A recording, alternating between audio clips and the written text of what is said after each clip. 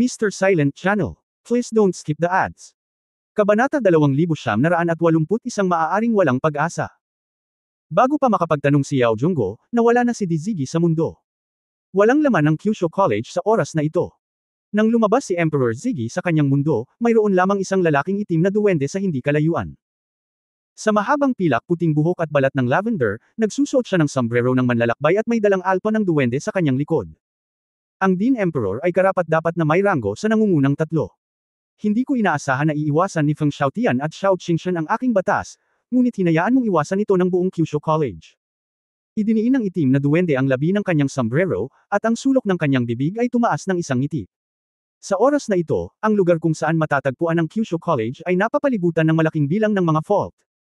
Ngayon lang, sa sandaling ang lupain ay lubos na inilipat, ginamit ng emperador ang kanyang sariling mga batas at pilit na pinanatili ang akademya at isang malaking halaga ng nakapalibot na lupain. Kasabay nito, bumalik ang emperador upang hayaan ang mga guro at estudyanteng ito na pansamantalang pumasok sa ibang mundo upang maiwasan ang labanang ito. Siyempre, sinasadya niyang itago ang mga guro at estudyanteng ito at si Yao Junggo sa iba't ibang lugar upang maiwasan ang pagtagas ng balita ni Yao Junggo. Ang panuntunang ito, kasama ang mga katangian ng iyong Black Elf Royal Family. Kung hindi ako nagkakamali, ikaw ang Chief Strategy Level Demon General under Belfinger, Dries. It's an honor, you know, natatawang sabi ni Dries. Hindi ka maliit na tao. Ang Terrainlo ngayon lang ang nagpilit sa akin na umalis sa katawan ko na halos nag-iba na ang ulo ko. Malungkot ang mukha ni Emperor Ziggy. Pero iniwasan pa rin ng Dean, di ba? Huwag kang magsalita ng walang kaparirikon, sabihin mo sa akin, bakit gustong lumaban ng pang-apat na Diablo? Tanong ni Emperor Ziggy. Importante ba ito? Hindi ko maisip kung paano ito makikinabang sa ika-4 na kaharian. Siyempre hindi mo maiisip yun, kasi personal grudge yun. Blood grudge. Private grudge. Blood grudge. Induction boring. Sumimangot si Dries, hanggat lumaki ang mga puwersang tutulong sa bruhang kalaliman, dapat mapahamak ang mga tao. Natigilan sandali si Emperor, at napagtanto niya na si Yefan ang tinutukoy niya. Hindi na lihim na ang Sword God ay may mabuting pakikitungo sa Seventh Kingdom at nasa parehong kampo ng Abyss Witch. Biglang may naisip si Emperor Ziggy, dahil ba ito sa nakaraan ni Belfinger at ng mga itim mong duwende? Totoo ba ang chismis na yun? President Emperor, hindi na kailangang pag-usapan ito, hindi maiiwasan ang digmaan. Alam ko, ikaw ang Two Worlds, ay isang batas sa kalawakan. Sa kasamaang palad, ang aking Sun Table, ay isa ring batas sa kalawakan. Ang dalawang batas sa kalawakan ay mga madiskarteng antas, lumalaban ng pabalik-balik, at napakahirap sabihin sa nanalo. I and you in between, there is no need to waste time, why don't we let each other go, how? Mungkahi ni Dries. Let's spare you. Let you continue to change the terrain of Kyushu. Hayaan ang ating strategic level na patuloy na mahulog sa isang disadvantageous confrontation. Umiling si Emperor Ziggy, ngayon, hanggat kaya ko pang lumaban, hindi ko hahayaang gawin mo ang gusto mo. Nakakaabala talaga, bamantong hininga si Dries, kung alam ko ito ng mas maaga, hindi ako pupunta sa iyo. Sa katunayan, kung ilalayo mo si Feng Xiaotian, hindi magiging malaking problema ang problema. Ngunit, Dean Emperor, ikaw talaga kung sapat ang iyong kumpiyansa, sa tingin mo ba ay maaaring pigilan ako ng isang tao? Kung hindi mo susubukan, paano mo malalaman? Bago pa matapos magsalita ang Emperor Ziggy, nagkaroon ng marahas na pagbabago-bago sa espasyo sa harapan niya. Ang dalawang mundo ay isinaaktibo, at ang espasyo ay direktang hinati. Direktang naging dividing line ang lokasyon ni Dries. Ngunit si Dries, bilang isang antas ng eroplano sa kalawakan, ay sensitibo ring naramdaman ito. Ito rin ay nag-activate ng Sun Table, na panuntunan sa parehong oras, at ang space terrain na kinatatayuan nito ay direktang pinalitan. Isang bundok ang inilipat mula sa kung saan, ngunit ang katawan ni Dries ay nawala na mula doon kasama ang isang malaking gusali ng Kyushu College. Nahuli ni Dizigi ang mga galaw ni Dries. Aalis mula sa totoong mundo, direktang gumagalaw at agad-agad sa iyong sariling mundo. Pagpapakitang muli sa totoong mundo, naabutan niya si Dries. Ang larangan ng digmaan sa pagitan ng dalawa ay lumipat mula sa akademya patungo sa isang tigang na bundok sa isang kisap mata. Napansin ni Dries na malapit nang lumitaw ang pagbabalik ng emperador, at handa na siya. Hinubad niya ang alpa ng duwende at hinugot ito gamit ang mahahabang daliri. Isang serye ng mga spells sa Elvish language, binibigkas sa puso nito. Ang itim na mahika ng itim na duwende ay na-activate, at libu-libong ice magic arrow ang umuungal patungo sa pagbabalik ng emperador. Tatlong kalikasan. Inilunsad ni Emperor Ziggy ang Chaos Bloodline, ang Frost Arrow ay naging isang simoy ng tagsibol sa hangin, at ang pag-atake ay naging recovery energy. Hindi lang iyon, ngunit ang natitirang kalahati ng Dark Frost Arrows ay naging mga bola ng nagninangas na Rocket Arrow, umiikot mula sa himpapawid, at sa halip ay bumaril patungo sa Dries. Lumipat muli si Driz, at ang isang kalapit na bayan ay direktang binunot niya at inilipat. Pagbabalik sa ulo ng emperador, binasag. Napakunot ang noo ni Emperor Ziggy nang marinig niya ang mga hiyawan at iyak ng hindi mabilang na mga tao sa bayan. Ang dalawang mundo ay inilunsad, at ang bayan ay direktang naglaho. Sumimangot si Driz at Ninishan, ang iyong mundo ay talagang sapat na malaki. Posible bang magkasya ang buong Kyushu dito? Maaari mong subukan, kung magkano ang maaari mong ilipat, kung magkano ang maaari kong ilagay dito, pagmamalaki ni Dizzy Gui. Daan. Tingnan natin kung sino ang makakaligtas hanggang sa wakas. Ang dalawang space strategic level ang patuloy na lumilipat at nag-teleport sa iba't ibang espasyo, at hindi mabilang na mga puwang ang inilipat at hinati. Umiinit na ang laban. Kasabay nito, sa ibang mundo na maaraw at mainit na parang tagsibol. Ang mga alon ay humahampas sa bahura, at ang buhangin ay parang mga gintong alon. Ito, anong nangyayari dito? Paano tayo nakarating sa lugar na ito? Nasaan ito? Napakaganda. Bakit may mga dalampasigan at dagat sa ating Shenlong? Lungsod ay inilipat sa magandang lugar na ito. Isang grupo ng mga Shenlong clansmen ang malapit na nag-uusap, at hindi malinaw kung bakit. At ang Feng Family Mansion, ang kabuuan ay inilipat na. Matandang ninuno, natanggap mo na ba ang mensahe ni Jiang Lao? Ang estratehikong antas ng ika-4 na hari ng demonyo ay biglang namagitan, at si Kyushu ay nasa isang malaking krisis. Isang grupo ng mga matataas na opisyal mula sa pamilyang Feng ang nakapalibot na ngayon sa wedding room ni Feng Xiaotian. Pinto. Lahat sila ay mukhang balisa, alam na ito ang ginawa ng Diablo, at sadyang kinuha si Feng Xiaotian palabas ng battle area. Nakuha ko, ngunit kung hindi ako makakabalik, wala akong magagawa. Ngumisi si Feng Xiaotian. Tiyo, hindi ka na ba makakabalik, o gusto mo bang bumalik? Nagbitiw si Feng Yujian at umuwi dahil sa pagwawasto ng top management ng Kyushu. Nagkataon lang na dinala. Tumingin siya kay Feng Xiaotian, na nakasuot ng straw hat na may malaking pantalon, isang fishing rod sa kanyang kamay, at hindi maiwasang magduda. Sa ganitong paraan, hindi naman siya nagmamadali, sa halip ay balak niyang magpalipas ng ilang oras ng paglilibang dito. Nasabi na ang lahat. Hindi na ako makakabalik. Ni hindi ko alam kung nasaan tayo ngayon. Medyo nagilty si Feng Xiaotian. Ancestor, hindi namin alam, ngunit sa iyong supernatural na kapangyarihan, palaging may paraan upang bumalik, tama. Medyo naiinis si Feng Xiaotian, ano ang ibig mong sabihin? Pagdudahan mo ako. Ang isang grupo ng mga tao ay agad na ibinaba ang kanilang mga ulo at hindi naglakas loob na magsalita. Lumingon si Feng Xiaotian at ngumiti sa kanyang walang magawang asawang si Mimi sa likod. Munting honey. Fair na, tuturuan kita kung paano mangisda. Tamang-tama ang tanawin dito, we can spend our honeymoon.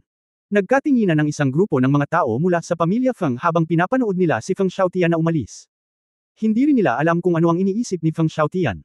Kahit na hindi niya kailangang makipag-away, mas magaan ang pakiramdam niya. Ngunit kung may sakuna sa Kyushu, at sila ay bakasyon dito. Sa wakas, si Mi, maaaring makatulong, sa wakas ay nakakatulong ito sa dalampasigan. Xiaotian, hindi mo ba talaga alam kung paano babalik? Feng Xiaotian sok. Ilan, may laging paraan. Tapos sinasadya mo. Medyo nagalit si Mimi, hindi ko akalain na ang number 1 powerhouse sa clan ay duwag. Si Feng Xiaotian ay walang magawa, napakamot sa kanyang ulo, at sinabing, magandang Mimi, huwag mo akong pilitin. Hindi nila okay lang nakilalanin ako, asawa kita. Asawa mo ako, kaya mas inaalala ko ang reputasyon mo, galit na sabi ni Mimi. Bumantong hininga si Feng Xiaotian, at biglang sinabi sa mabigat na tono, Mimi. Hindi sa ayaw kong kumilos. Ngunit, kung ang gayong labanan ay nangangailangan sa akin na kumilos, maaari itong harapin. Kung gayon ang aming angkan ay maaaring wala na talagang pag-asa, sa palagay ko, ang matandang kapatid na si Xiao ay dapat ding magkaroon ng ideya sa akin. Natigilan si Mimi, hindi niya inaasahan na sasabihin iyon ng kanyang asawa, at saka, hindi ba ang panganay kong kapatid ang magiging emperador? Saka ako ang nakababatang kapatid, kaya hindi ko kayang magnakaw ng limelight ng panganay na kapatid. Tsaka, sa tingin ko, sa panganay na kapatid doon, hindi ito dapat maging malaking problema. Naging mas masaya ang tono ni Feng Xiaotian, at ngumisi si Mimi sa lalaki na may maningning na mga mata, na parang may naiintindihan ito, at matamis na sumagot.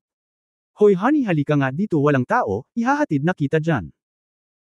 Di ba sabi mo ihatid mo ako sa pangingisda? Pangisda, mangingisda ka mamaya. Kabanata 2982 medyo cute. Isang napakalaking hardin na puno ng mga kakaibang bulaklak at halaman, at ang amoy ng hangin. Ang isa pang lugar ng Shenlong City ay lumitaw mula sa manipis na hangin. Ang ilan sa mga taong Shenlong clan sa lugar na ito ay nawawala at ang ilan ay nasugatan. Mas marami o mas kaunti, lahat sila ay nagulat sa biglaang pagbabago ng lupain ng panuntunan ng Sand Table. Gayunpaman, pagkatapos huminahon, libu-libong mga angkan sa lugar na ito ang nagtipon sa Flower Mansion. Isa sa 10 estatwa, ang bulaklak ay hindi bulaklak, ang kanilang pinakamalaking pag-asa ngayon. Gayunpaman, pagdating pa lamang sa bahay ni Hua, narinig ng lahat ang isang masamang balita. Hua Feihua. Nakoma. Ano ang nangyari kay Elder Hua Feihua? Maaaring ang powerhouse na nagdala sa atin dito ay sumalakay kay Elder Hua. Sa loob at labas ng pamilya Hua, siksikan ng mga tao. Bakas ang takot sa mukha ng lahat. Ni hindi nga nila alam kung nasaan sila ngayon. Ang nag-iisang hita, si Hua Feihua, ay koma pa rin. Maaari itong maging madiskarteng antas ng pagkawala ng malay, at tiyak na hindi ito isang bagay na kakayanin nila. Oh, hayaan mo na lahat. Hayaan mo. Isang grupo ng mabahong lalaki ang nagsisiksikan, mabango sila. Biglang may dumating na figure mula sa labas, kinakawayan ng hangin sa harapan niya habang naglalakad.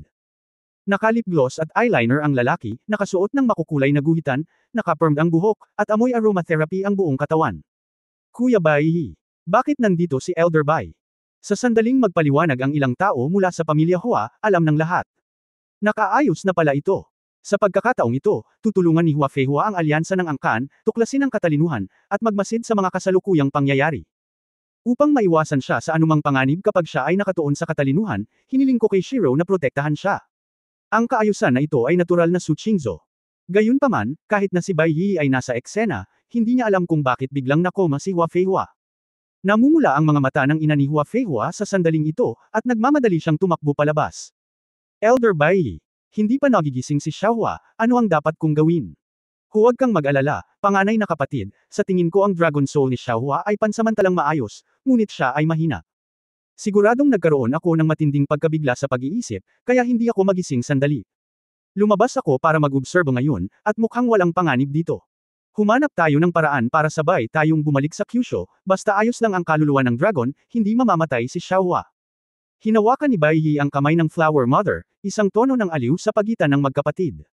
Medyo nakaramdam pa rin ng kakaiba ang Flower Mother at hinayla ang kamay nito. Ngunit sa oras na ito ay walang ibang paraan kundi ang tumango. Kung gayon, paano tayo babalik sa Kyushu ngayon? Oy, ngayon lang ako lumabas para maglakad-lakad at nakakita ng isang napakagandang ruta. Napakaraming magagandang tanawin sa daan. Kung susundin mo ang mga magagandang linya, siguradong makakauwi ka na. Pinalakpakan ni Bai Yi ang kanyang mga kamay at tumawa. Isang grupo ng mga Shenlong clansmen ang nakaramdam ng sobrang lamig, at lahat sila ay nanginginig ng ilang beses. Ngunit sa sandaling ito, biglang nawala ang ngiti sa mukha ni Bai Yi. Iniangat niya ang ulo niya at kumunot ang noo, nakatingin sa hindi kalayuan. Ding ding dong. Ding ding dong. Gitling. Sinasabayan ng masasayang tugtugin, na para bang isang awiting pambata. Isang nasuspine na spaceship ang lumipad mula sa mababang altitude. Ang buong spaceship ay mukhang isang napakarilag na entablado.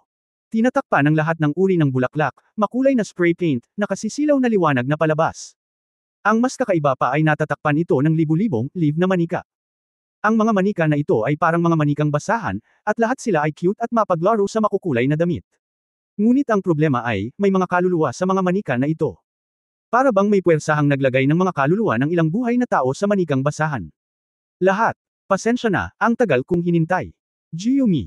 Ang isa ay nakasuot ng pink na corset na bubble skirt, kinulayan ng snow pink ang mahabang buhok, at nakatali ng double ponytail. Siya ay maliit at may suot na kulay na singsing na diamante sa leeg. Napaka-cute niyang tingnan. Nakatayo ngayon sa gitna ng puppet group, hawak ang isang silver-encrusted silver microphone. Matamis siyang ngumiti sa karamihan at isa-isang bumuga ng halik. Napatulala ang lahat sa pamilya Shenlong. Hindi pa sila nakakita ng ganoong performance. Hindi kaya ito ay isang dumaan na babaeng artista. Elder Bai Yichao, ito. Ano ang nangyayari? Siya ba ang utak sa likod ng mga eksena? Isang grupo ng mga tao ang kinakabahang nagtanong kay Bai Yichao. Humph. Malaking problema ngayon. Malamig na umungol si Bai Yi sa oras na ito. Malaki ang pinagbago ng mukha ng lahat. Hindi kaya mahirap kalaban ng batang babaeng ito sa magarbong damit. Ang matandang babae ay hindi nagdala ng pinakamagandang palda, kung hindi, paano magiging limelight ang maliit na asong ito? Halos matamba ang lahat sa isang iglap. Sa sandaling ito, huminto ang napakagandang nasuspine na yugto sa itaas ng wafu. Ang batang babae na may dalawang nakapusod ay binuksan ang kanyang malalaking mata na may magagandang mga pupil at inihambing ang isang pares ng gunting.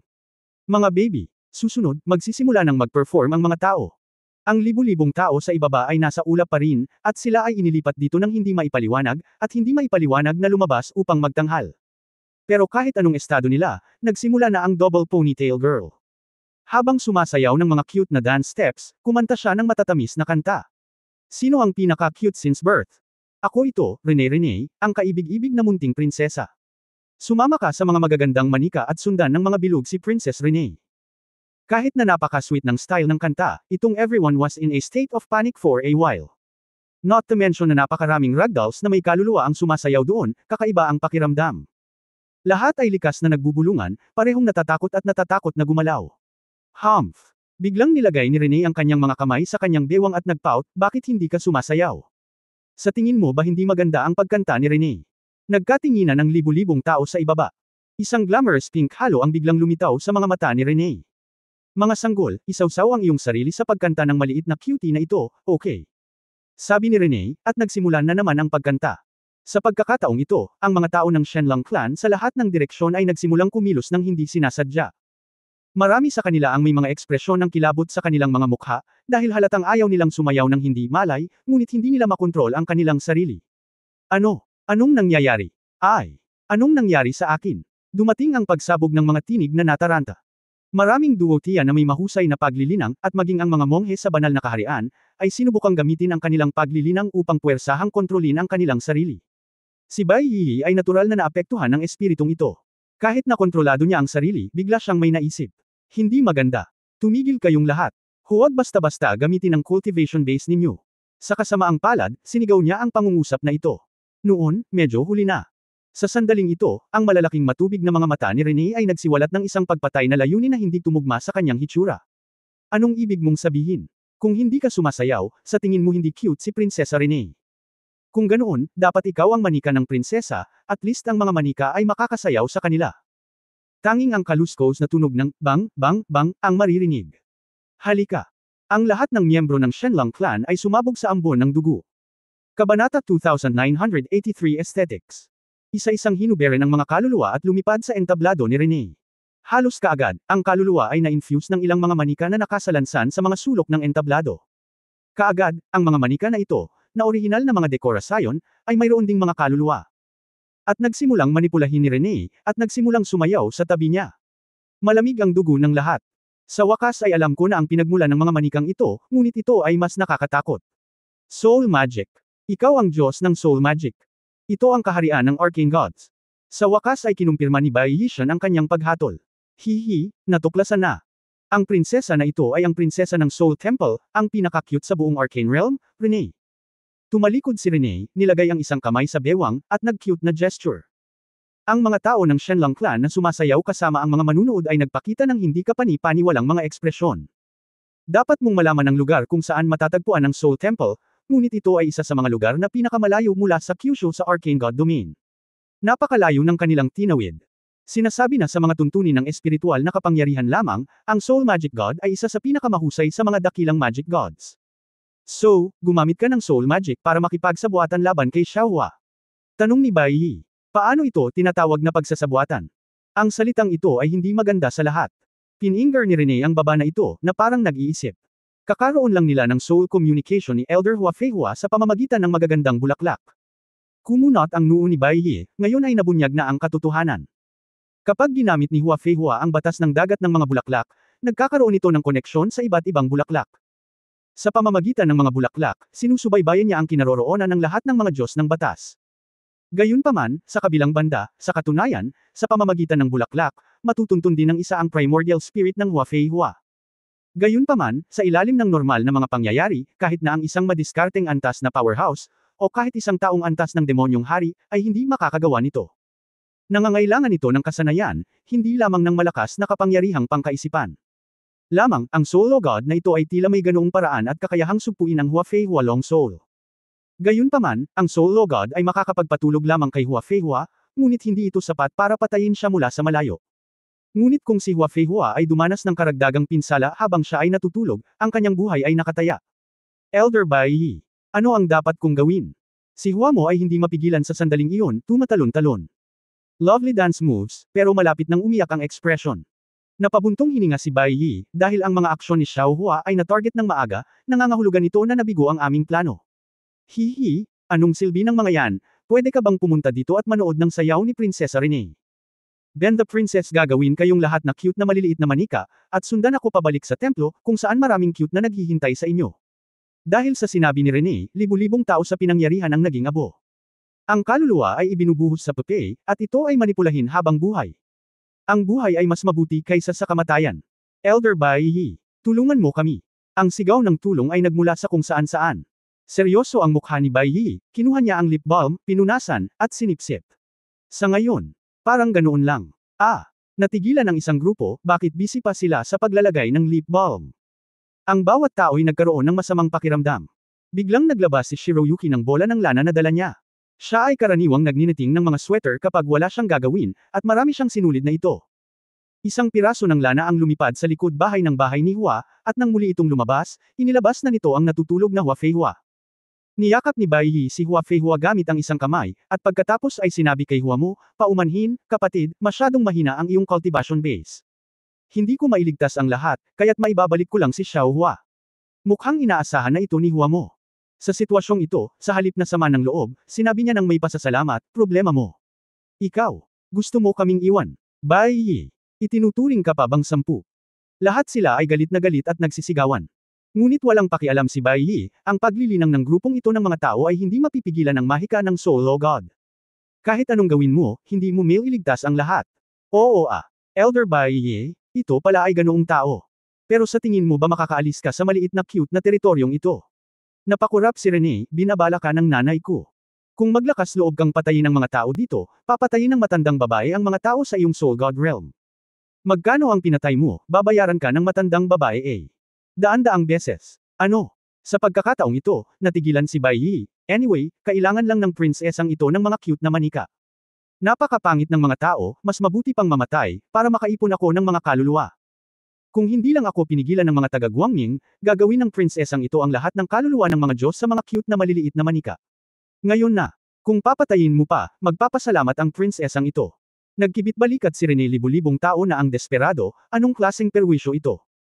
Walang pagpipilian si Bai Yi nang makatagpo siya ng ganitong sitwasyon, maaari lamang niyang iwanan ang kanyang mga sundalo upang protektahan ang sasakyan.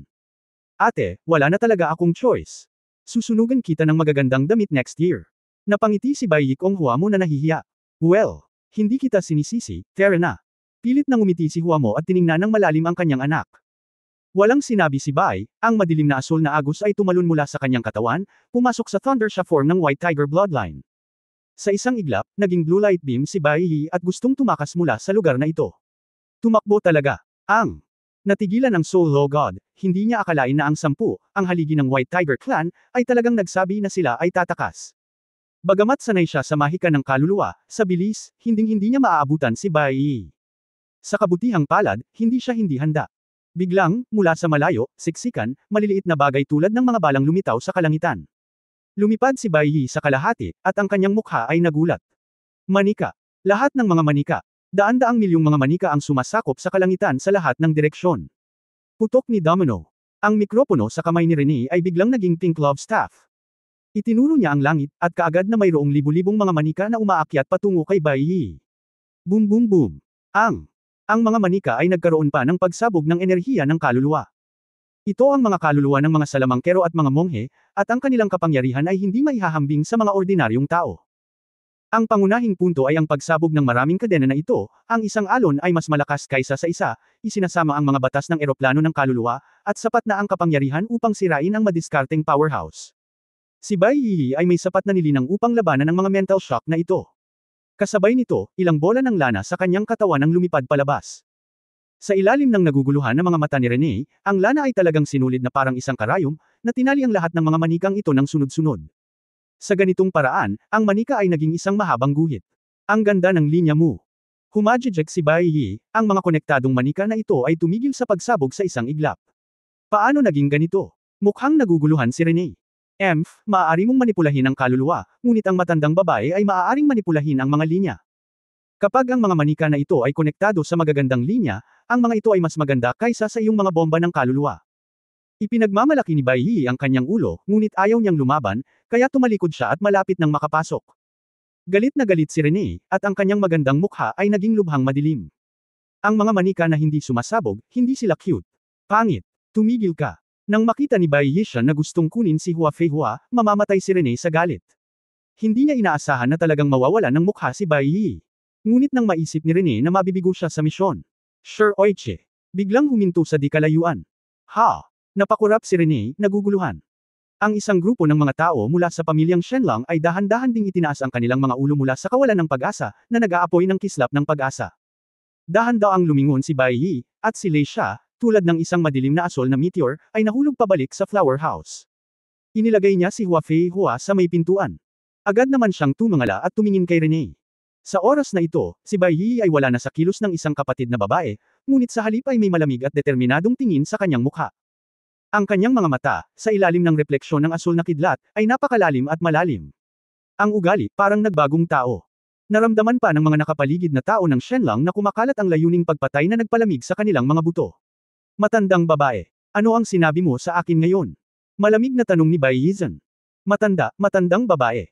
Si Rene ay nanginginig sa galit, itinuro ang puting kasama ng love staff, at pinagalitan, ikaw ay isang matandang halimaw. Nakasuot ng ganyang pangit at maduming damit, pati ang pagguhit ng eyeliner at pamamalansa ng buhok ng aso.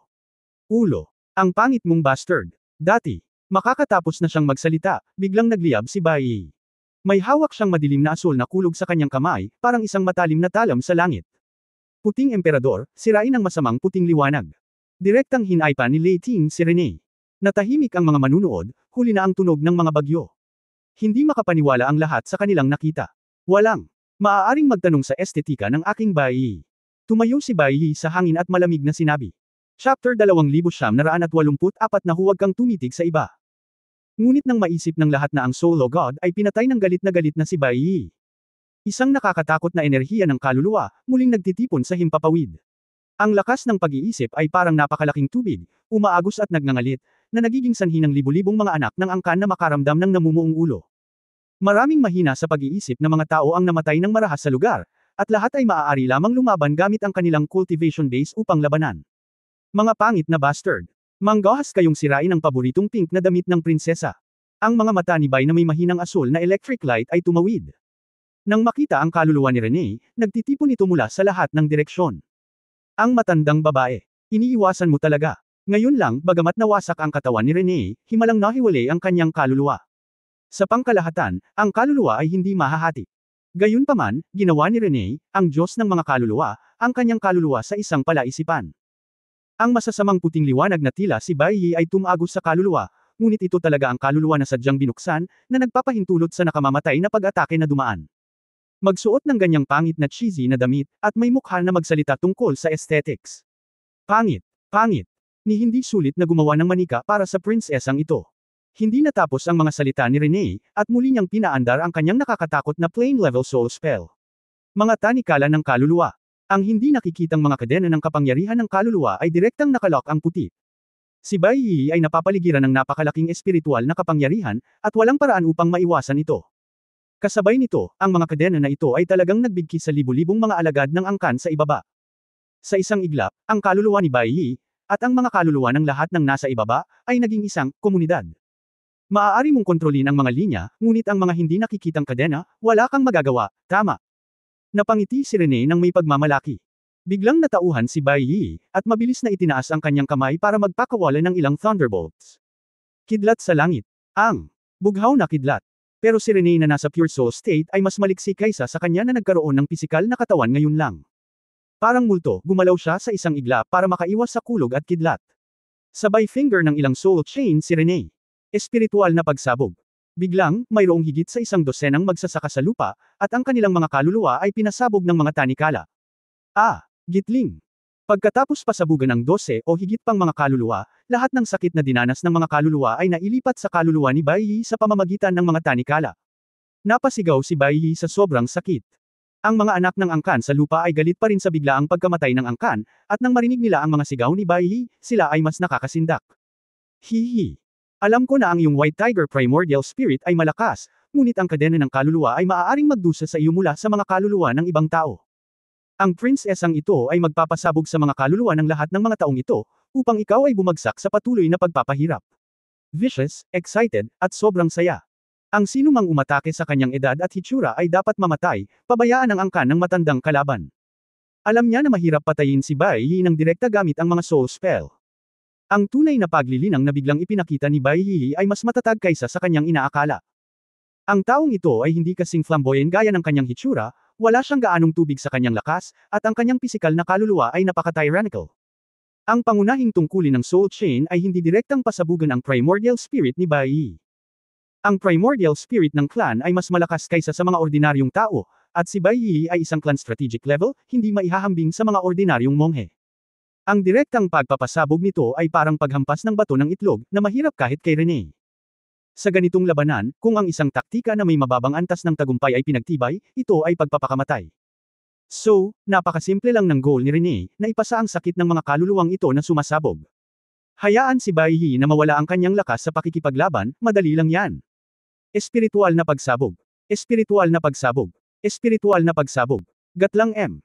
Humadjakik at tumawa si Rene, habang patuloy na pinasabog ang mga kaluluwa ng mga anak ng angkan na ito. Sa harap ng kanyang mga mata, ang mga tao ng angkan ay pawang mga kasuklam-suklam na surot, mabuti pang year-okon silang lahat hanggang sa mamatay. Bagamat malakas ang primordial spirit ni Bai Yi, ang mga sakit na ito ay talagang naipapasa sa pamamagitan ng mga tanikala. Umaasa sa makapangyarihang espiritual na kapangyarihan ni Rene, ang mga tanikala ay patuloy na inaayos at pinalalakas, na nagpapahirap sa pagwasak. Napasigaw si Shiro sa sakit at patuloy na naghagis ng kidlat, ngunit sa ganitong estado, hindi niya matamaan si Rene. Ang prinsesang ito ay nagsakripisyo ng napakaraming kaluluwa bilang mga manika upang pahirapan ka, dapat kang parangalan. Nakita ni Rene na bumagsak si Bai Yi at namutla ang mukha, kaya pumasok na siya sa susunod na stage. Mga pangit na halimaw, pumunta sa impyerno. Pag-aani ng kaluluwa. Ang kapangyarihan ng kaluluwa sa langit ay naging isang malaking multo na multo. Ang Diablo ay nagtaas ng malaking karit at hinampas patungo sa ulo ni Bai Yi. Sa sandaling ito, biglang itinaas ni Bai Yi ang kanyang ulo. Sa kanyang madilim na asol na mga mata, may dampi ng pamamanhid at kabaliwan. Lei siya, Thunder Demon. Sa isang iglap, ang kapangyarihan ng White Tiger Primordial Spirit ay sumabog. Ang mga tanikala na nagbigki sa kaluluwa ni Bai Yi ay talagang naputol. Paano naman? Hindi inakala ni Rene na madaling maputol ang mga tanikala ng kanyang kaluluwa. Ngunit pagkatapos ng maingat na pagkakakilanlan, nalaman kong hindi pala natanggal ang kadena. Ngunit ibinigay ni Bai Yi ang isang layer ng kanyang primordial spirit shell. Ito ay tulad ng isang tao na nag-alis ng isang layer ng balat mula sa kanyang sarili. Ang ganitong mga nakatutuwang trick, may isip kung gaano ito kalupit at masakit. Si Bai Yi ay parang isang hayop na galit sa sakit matapos balatan. Ang mga kalamnan sa buong katawan niya ay tumaas, at ang malalakas na kalamnan ay napunit sa mga damit. Hinugot niya ang mga kuko ng puting tigre at kulog gamit ang dalawang kamay, at isang singil ang inihagi sa harap ni Rene. Nagulat si Rene, at mabilis na nagkalat ang kanyang kaluluwa. Ang kaluluwa ay nahati sa higit sa 100 bahagi, at ito ay karapat-dapat na iwasan ng puti. Delikado. Habang iniisip ito ni Keleni, napagtanto niyang hindi tama ang sitwasyon. Si Bai Yi ay parang isang hayop na may matalas na pangamoy. Umaasa sa kanyang instinct, sinimulan niyang suntukin ang kaluluwa ni Rene mula sa pinakamalapit na posisyon. Hindi. Gatlang M. Sigaw ni Rene sa takot at kahabag-habag na puso. Hindi niya akalain na sa ganoong sitwasyon, si Bai Yi ay magkakaroon ng paraan para lumaban ng mayabang at hindi makatwiran. At, dahil masigasig, itinuro nilang lahat ang kanyang nakakalat na kaluluwa. Nang malaman niyang wala na siyang kapangyarihan, huli na ang lahat. Isang madilim na asol na kulog at kidlat ang gumuhit ng ilang putol na linya sa hangin. Ang bilis at lakas ni Bai Yi ay tumaas ng husto sa sandaling ito, at ang mga kaluluwang naghiwalay kay Rene ay nadurog lahat ng higit sa 100 magkasunod na pabalik-balik. Napakalaking lakas ng pag-iisip, agad na hamupa. Nawala ang soul chains. Bumagsak ang nasuspine na entablado. Ang mga kaluluwa ng mga manika na iyon ay nagkalat at lumipad palayo sa langit. Ang soul magic god ay ganap na nawala, at ang kanyang soul magic ay naging invalid din. Kapag ang natitirang mga anak ng clan ay magyaya para kay Bai Yi. Ngunit nalaman kong medyo mali ang estado ni Bai Yi. Malungkot ang mukha ni Bai Yi, ngunit ibinaba niya ang kanyang ulo at naglunsad ng pag-atake sa isang grupo ng mga miyembro ng clan. Noon lamang napagtanto ng lahat na si Bai Yi ay nasa estado ng kabaliwan sa oras na ito. Tumakbo. Gatlang M. Isang gulat na sigaw ang nagmula sa ibaba. Biglaan. Isang alon ng mga bulaklak ang pumailan lang sa kalangitan, direktang lumubog kay Bai Yi at umabot sa kalangitan. Isang figure ang nahulog sa harap ni Bai Yi, at ito ay isang bulaklak at hindi isang bulaklak. Sa pagkamatay ni Rene, agad na nagising si Hua Feihua. Sa sandaling natuklasan niya ang sitwasyon, agad siyang bumaril, at ang Qinglong Dragon Soul ay nagpadala ng isang mental wave. Mga mata ng dragon. Nakita ni Bai Yi ang saya ng mga mata na ito, at ang kanyang buong katawan ay nagulat. Sa pamamagitan ng mind control, tila nagising muli ang kamalayan, at unti-unting lumilinaw ang mga mata ni Bai Yi. Maliit, Xiaohua. Ayos lang, Elder Bai, sa pagkakataong ito salamat sa iyo. Umiling si Bai Yi na masakit ang ulo, at ngumiti na may maputlang mukha, ang sarap gumising, lahat ay magkakamali, mahirap pigilan. It takes some time to recover, then ipaubaya mo na lang sa akin. Lamambat ng husto ang tono ni Hua Feihua. Biglang bulalas ni Bai Yi. Anong mali? Kinabahan si Hua Feihua. Huwag kang tumitig sa iba, wala na. Niyakap ni Bai Yi ang kanyang maringal na katawan na may nahihiyang tingin sa kanyang mukha. Mariin na ikinuyong ni Hua Feihua ang kanyang mga kamao, ngunit wala siyang nagawa pagkatapos ng lahat. Kabanata 2985 Napakarilag. Matapos malaman ni Hua Feihua ang sitwasyon, sandali siyang niyakap at hinalikan ng kanyang ina. Itinulak niya ang kanyang ina sa kahihiyan at nagmamadaling nakipag-ugnayan kay Ye Fan at sa iba pa.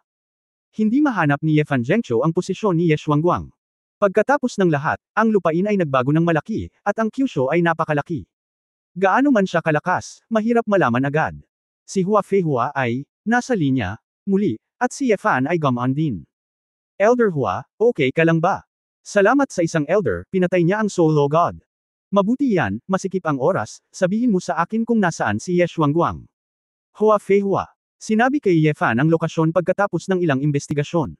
Approximate area lang ang alam ko, kailangan mong tingnan mabuti pagdating mo.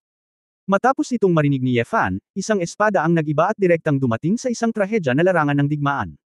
Libu-libong mga taluktok ang nabasag, at ang tanawin ay walang paraan upang makita ito. Napangiti si Ye Fan, hindi nakakagulat na hindi alam ni Hua Feihua ang eksaktong lokasyon. Sa ganoong lugar, walang bulaklak ang mabubuhay. Isang lambak sa di kalayuan. Ang simoy ng hangin at mga ulap ay sumasakop sa isang malawak na lugar. Sumipol ang kapangyarihan ni Aoki, patuloy na bumabawi para kay Ye Xuanguang. Ngunit, kahit na ganoon, si Ye Xuanguang ay dahadaw pa rin. Ang naglalagablab na araw at kulog halberd. Binilisan ni Ye Xuanguang, sinusubukang ipasa ang posisyon at umikot para bigyan ng suntok ang Diyos ng liwanag. Ngunit ang Thunder Halberd ay lumipad sa hangin, na parang mula sa isang ligaw na dragon hanggang sa isang maliit na ahas. Si Guangming Fashion ay nakatayo sa himpapawid, hindi man lang ito tinitingnan. Ang krus ng liwanag. Sa pamamagitan ng pagwagayway ng kanyang kamay, na puno ng puting liwanag ng bituin ang kalangitan, at pagkatapos ng kinang ng krus ay kumikislap, hindi mabilang na puting ilaw ang sumabog at nahulog kay Ye Xuanguang. Parang 1,000 palaso na tumatagos sa puso. Sinubukan ni Ye Xuanguang na umiwas, ngunit sa ilang kadahilanan, ang espasyong kinaroroonan niya ay biglang naging napakalaki. Parang lumipad na siya ng ilang daang metro mula sa karaniwang distansya, ngunit ngayon ay 1 metro na lang ang kanyang inilipat. Ang malaking agwat na ito ay nagpapahirap kay Ye Xuanguang. Puff! Puff! Ang cross starlight ay tumama sa katawan ni Ye Xuanguang. Gatlang M. Hindi alam ni Ye Xuanguang kung ilang beses siyang binugbog hanggang sa duguan. Ang makapangyarihang kapangyarihan ng Four Tribulations Asher Dragon ay mabilis na tumulong sa kanya sa pag-aayos ng kanyang katawan. Pero kahit ganoon, pakiramdam niya ay lalo siyang naging matamlay, at unti-unting nawawalan ng landas. Ang Qinglong ay talagang malapit sa walang katapusang pagbawi, ngunit ito ay sa teorya lamang. Sa aktwal na labanan, ang pagdiin at pagbugbog ng ganito, nang walang anumang espasyo sa paghinga, ay natural na mahuhulog sa isang dahado. Gaya ng sabi ko, hindi kita kalaban. Sa harap ng Divine Arcane Power, si Qinglong ay walang silbi. Napabuntong hininga si Ye Xuanguang, namumula ang kanyang mga mata, ngunit nakaramdam siya ng hindi pa nagagawang depresyon. Iniisip si Dobrik na namatay para sa kanya, pakiramdam niya ay mas walang silbi. Pagbigyan mo na, ang batas na ito ay bibigyan ka ng Diyos ng isang buong bangkay. Sa harap ng aking divine judgment, wala kang pagkakataong manalo. Sabi ni Guangming, itinaas ang kanyang kamay, at isang malaking espada ng liwanag ang nabuo sa isang iglap. Sumambulat ang espada ng liwanag na mahigit 10 metro ang haba. Nang malapit na itong iwasan ni Ye Xuanguang, nalaman niyang ang espada ng liwanag ay naprotektahan ng daan-daang beses ng sabay-sabay. The Goddamn Rule. Muli, si Ye Xuanguang ay umungal sa loob, ngunit wala siyang magagawa. Bilang isa sa mga pinakalumang Diyos ng batas, ang Dharma God of Light ay hindi mas mahina kaysa sa kanya. Kaakibat ng mga pakinabang ng batas, sinubukan ni Ye Xuanguang ang kanyang makakaya, at mahirap manalo. Maaari niyang piliin na tumakas. Ngunit, hindi siya nakipagkasundo. Sinubukan ni Ye Xuanguang na umiwas, ngunit ang bawat aktibidad niya ay pinigilan ng banal na pasya. Kahit na siya ay humakbang at gumamit ng Tianfeng Longying, parang slow motion. Ito ay naging, na magkakaroon din siya ng mga sandali ng kawalan ng pag-asa. Mapait na ngumiti si Ye Xuanguang. Ngunit sa sandaling ito, isang figure ang lumitaw sa kanyang harapan sa isang iglap, tulad ng isang banal na sundalo. Sa harap ng nakasisilaw na espada ng liwanag, itinaas ng lalaki ang isang kamay na nag-aapoy sa itim at gintong apoy at hinawakan ito ng kanyang kamay. Boom! Ang Tumayo ang lalaki, nakatayo sa lugar, dinudurog ang espada ng liwanag na daan-daang metro ang haba gamit ang isang kamay. Ang Dharma God of Light ay may malungkot na mukha at may gulat sa kanyang mga mata. WHO. Sa sandaling magtanong siya, isang Emperor-level na sword intent ang nagpang-inag kay Guangming. Diyos ng Espada. Tila hindi inaasahan ni Dharma God of Light na mahahanap ni Ye Fan ang lugar na ito at magagawang sumugod. Nangangahulugan ba ito na maaaring nabigo ang kanilang plano? Ginalaw ni Ye Fan ang kanyang mga daliri at pinisil ang kanyang kamao. Sa ganitong antas ng kapangyarihan ng batas, sa harap ng kanyang walang katulad na si Qinglong, hindi na kailangan pang gumamit ng espada. Ye Xuanguang, kung mamatay ka sa ilalim ng ganitong uri ng walang pinipiling espada, mawawalan ako ng mukha. Hindi pinansin ni Ye Fan si Guangming at bumalik kay Ye Xuanguang na may masamang ngiti. Diyos ng Espada. Tumingin si Ye Xuanguang sa mga mata ni Ye Fan, na hindi pa nagagawang komplikado. Naaalala ang unang pagkakataong nagkita si Taiso, ang lalaking walang kapangyarihang lumaban sa ilalim ng kanyang mga kamay. Taas. Tanaw, it has been an understatement, mailigtas ba niya siya? Hindi ko alam kung ang malaking puwang na ito ay mapait, walang magawa, o ayaw. Ano ang mas masakit kay Ye Xuanguang ay mayroon siyang bakas ng kaligayahan. Dahil, ang paghihiganti ni Dobrik ay tila may pagkakataong maghayganti. Biglang nagbago ang ekspresyon ni Ye Fan. Hindi kita pinakawalan. Bilang. Nang bumagsak ang boses, umiwas si Ye Fan at pinigilan ang Dharma God of Light na malapit ng lumipad palayo. Solemn na ang mukha ni Guangming, at sinabi niya, Diyos ng Espada, narito ka, nasaan ang kadiliman? Huwag kang mag-alala, maya-maya ay muli kitang pagsasama-samahin sa ibang mundo. Nako, baka hindi na ito muling pagsasama-samahin, dahil wala ka na ring kaluluwang natitira, sabi ni Ye. Ngumisi si Fan. Haligi ng banal na apoy. Alam ng Dharma God of Light na walang daan palabas, kaya mas mabuting hampasin muna. Isang puting apoy ang tumaas mula sa ilalim ng mga paa ni Ye Fan, at sa ilalim ng impluwensya ng batas, ang sinag ng liwanag ay biglang tumaas. Ang sinag ng liwanag na may lapad na 200 metro, ang bilis ng kidlat ay napakabilis upang takpan ang mga tainga, at ito ay sumunog sa kalangitan. Gayunpaman, ang maliwanag na mukha ay naging lubhang pangit. Paano ito nangyari? Si Ye Fan ay napapaligiran ng sword intent, at ang kapangyarihan ng liwanag ay hindi masira ang kanyang depensa. Sa ganitong paraan, mahinahong lumabas si Ye Fan sa sinag ng liwanag. Sa isang pares ng mga mata, ang itim at gininto ang apoy ay nasusunog, na parang alam nila ang lahat. Nabalitaan ko na ikaw ang pinuno ng Arcane Divine Realm, na curious talaga ako. Sino ang nagbigay sa iyo ng lakas ng loob? Sa maliit na kasanayang ito, paano ka maglakas loob na kumilos tulad ng isang karwahe at pigilan ako na maging isang emperador? Biro ni Ye Fan. Nagalit si Guangming. Ang krus ng liwanag. Ang sinag ng liwanag sa kalangitan ang bumaril kay Ye Fan. Direktang isinulat ni Ye Fan ang Morning Glory. Ang layunin ng espada na hugis Fan ay sumasakop sa kalangitan. Banal na paghatol. Sinubukan ni Guangming na paliitin ang layunin ng espada. Gayunpaman, kahit paano niya ginamit ang batas, ang layunin ng espada ay hindi maaapektuhan. Ang mga light arrow sa kalangitan ay nabasag ng layunin ng espada. Hindi, imposible, sa harap ng aking banal na paghatol, paano ang sa iyo? Nanginginig si Guangming, umatras, at patuloy na umiling. Ibig mong sabihin, iyong batas na nagpapahina sa kakayahan ng kalaban at sa sarili mong kakayahan. Ngumisi si Ye Fan. Huwag kang nakakatawa, ang ganitong uri ng mga kampana at sipol ay parang pang-aapi kay Ye Xuanguang. Sa akin, walang kwenta. Sa katunayan, hindi lubos na naunawaan ni Ye Fan ang mga detalye ng pagpapatakbo ng banal na pamumuno. Upang maging matapat, ang mga patakaran ay medyo komplikado. Ngunit pagkatapos ng halos makita ang prinsipyo, hindi mahirap iwasan ang epekto ng panuntunang ito. Pagkatapos ng lahat, naramdaman ni Ye Fan na okay ang panuntunang ito. Ngunit marami siyang bagay na dapat matutunan ngayon, at mayroong 3 batas ng Wushuang, Disintegration, at Qinglong, na sapat na para sa kanya upang mag-aral. Talagang wala siyang lakas o panahon para matutunan ang lahat ng mga batas, at hindi siya makakanguya ng higit sa kaya niyang ngumunguya. Sa likuran, naikuyong ni Ye Xuanguang ang kanyang mga kamao nang marinig niya ang mga salitang ito, ngunit tahimik lang niyang nailabas ang mga ito. Alam niya na si Ye Fan ay nagsasabi ng totoo. Sa sandaling ito, biglang nag-alinlangan si Ye Xuanguang, napunta ba siya sa maling landas? Ito ba talaga ang pinakamahusay na pagpipilian upang tumuon sa pag-aaral ng dugo ng dragon? Ikaw. Ang maliwanag na bahagi ay abo, maaari mo talagang baliwalain ang batas.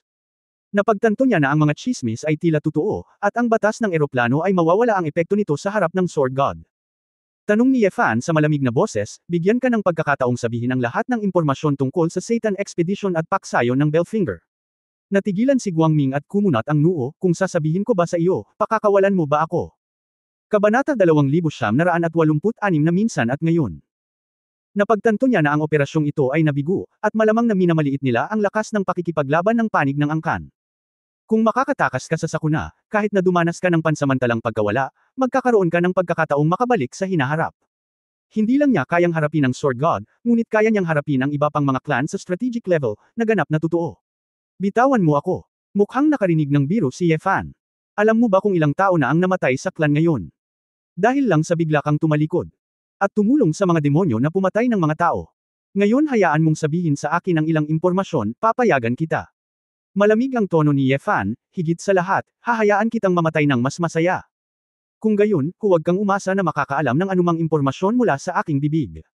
Kahit na mabaigaw ka ngayon, ang pagkamatay ng iyong angkan ay sandali lamang. Ang mukha ni Guangming ay puno ng matuwid na galit, parurusahan siya ng master ng batas ng Austria ng banal na kapangyarihan. Bang! Bago pa siya matapos magsalita, sinipa siya ni Ye Fan. Kahit gaano kalaki ang paglilinang ng katawan ng salamangkero, hindi nito kayang hawakan ang lakas ni Ye Fan. Ang buong sternum ni Guangming ay lumubog, siya ay nagsuka ng dugo, at nahulog sa lupa. Matapos halos hindi makontrol ang kanyang katawan gamit ang mahika, sinampal ni Guangming ang lupa gamit ang isang kamay. Ang balon ng liwanag. Lahat ng biglang lumubog ang katawan niya sa lupa. Ang kapangyarihan ng liwanag ay nagbukas ng isang malalim na balon at maaaring dalhin siya sa malayo. Ngunit maagang naunawaan ni Ye Fan ang kanyang mga panlilinlang, at mas mabilis siyang humakbang at binuhat si Guangming mula sa balon. Kakaka, gitling. Nagkaroon ng tuloy-tuloy na pagsabog ng mga buto, at ang mga paa ni Ye Fan ay nabali lahat ni Ye Fan. Ang Dharma God of Light ay sumigaw ng malungkot, huwag. Huwag mo akong pahirapan. Ngumisi si Ye Fan, hindi ko narinig, ano ang sinasabi mo? Bago pa siya matapos magsalita. Dinurog ni Ye Fan ang bahagi ng mga laman loob ni Guangming gamit ang isang kamao. Si Guangming ay halos patay na, at ang mga sulok ng kanyang bibig ay umagos mula sa lazi. Tinitigan ni Ye Xuanguang ang eksenang ito ng walang laman. Ngayon lang ako nabugbog ng lalaking ito para hindi ako makalaban. Ngunit ngayon, ang taong ito ay nasa mga kamay ni Ye Fan, tulad ng isang piraso ng isda na kinakatay. Hindi magandang tingnan ang hitsura ng kahihiyan at kalungkutan. Kung hindi niya ito nakita ng sarili niyang mga mata, hindi maniniwala si Ye Xuanguang na ang taong ito ay ang makapangyarihang Dharma God of Light ngayon. Ako, ang alam ko lang. Ang ekspedisyon ni Satanas, ang commander, ay si Rib Ora, isa sa 3 Giants of Hell. Mayroon ding Booker, na kapareho ng ranggo ng 3 higanti. Bilang direktor ng kultura ng unang kaharian, espesyal siyang inanyayahan na kumilos. Auxiliary Officer. Ang isa pang demonyo na may ganap na batas sa domain, si Di Fan, ay upang limitahan ang Feng Xiaotian. Hindi ko talaga alam ang tungkol sa ibang mga general ng demonyo, ngunit sa 2 higanteng iyon na nangunguna sa kanilang mga tropa, ang iba ay tiyak na hindi mahina. Tungkol naman sa si Belfinger naman, bakit bigla siyang kumilos, ang alam lang namin ay pansamantala. Ang mga nasa ika-4 na kaharian ay pangunahing nakikipag-ugnayan sa unang kaharian, at walang kinalaman sa atin. Sumimangot si Ye Fan, ang 3 higanti ng impyerno. Tila nakita niya sa ilang aklat, ang 3 pinakaprestihiyosong estratehikong antas sa lawa ng apoy ng impyerno. Karamihan sa mga estratehikong antas ng mga nasasakupan ni Satanas ay napakahiwaga. Una, ang lawa ng apoy ng impyerno ay nasa gilid na, at pangalawa, mayroon lamang ang pangalawa at pangatlong kaharian, kaya't mas makipag-ugnayan tayo sa kanila. Kahit na mayroong ilang estratehikong impormasyon tungkol sa unang kaharian, ang 2 kaharian na iyon ay hindi basta-basta ilalabas ito. Tanging ang 3 ito ang sikat, at ang 7 kaharian ang nakakaalam ng lahat. Dahil halos lahat ng kapangyarihan ay ibinigay ni Satanas sa 3 nasasakupan na ito. Siyempre, ang pag-alam ay isang pangalan lamang, pagkakakilanlan, mga tiyak na tuntunin at kakayahan, at ito ay hindi pa rin malinaw. Ang Big Three, direktang nagpapadala ng 2 sa isang pagkakataon. Tila, desidido si Satanas na gamitin ang alyansa ng angkan bilang isang pambihirang tagumpay. Napangiti ng mapait si Ye Fan sa kanyang puso, sulit talaga, hindi ko talaga alam kung matutuwa ba ako o malulungkot. Napaluha ang Guangming Law God, please. Let me go. Lubos akong iginagalang sa Alpha God Realm, ay. Tatawagan ko ang Alpha God Realm na maging tapat sa Sword God. Si Ye Fan ay bumalik sa kanyang katinuan at tumingin ng walang pakialam. Gamit ang liwanag na ito. Tingnan mo ang iyong hitsura, paano ka magiging karapat-dapat sa iyong titulo? Ipinilig ni Ye Fan ang kanyang ulo, nagbabalak na direktang sunugin ang ilaw. Sandali lang. Sword God.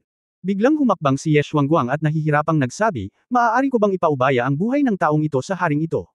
Natigilan si Ye Fan, nilingon siya, itinaas ang kanyang kilay at sinabing, bakit? Si Dobrik ay pinatay niya, nagngangalit si Ye Xuanguang. Kinusot ni Ye Fan ang kanyang mga mata, ngunit nagtanong pa rin, so ano? Gusto ng haring ito na ipaghiganti siya ng personal. Para aliwin ang kanyang kabayanihan. Hey! Ngumisi si Ye Fan, bakit, gusto kong gawin nakuha mo ba ang gusto mo?